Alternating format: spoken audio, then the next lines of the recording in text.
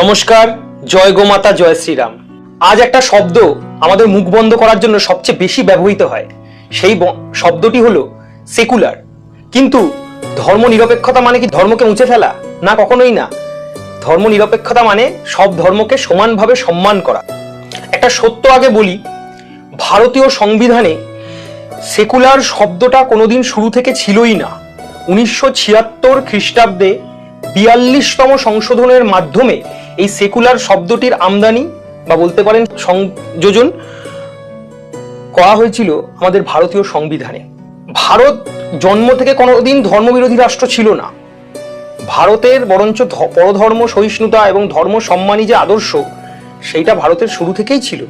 ভারতীয় সংবিধান কোথাও কখনো কোনোদিন বলেনি যে ধর্ম নিয়ে কোনো কথা বলা যাবে না। বরঞ্চ ভারতীয় সংবিধানের 25 নম্বর অনুচ্ছেদ এটা বলে যে ভারতে প্রত্যেকটি মানুষের তার নিজ ধর্ম পালন এবং নিজ ধর্ম প্রচার করার সম্পূর্ণ অধিকার আছে।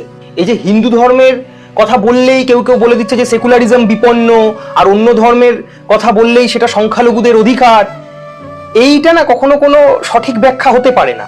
এটা কোনো ধর্ম নিরপেক্ষতা নয়, এটা একটা দ্বিমুখী ব্যাখ্যা।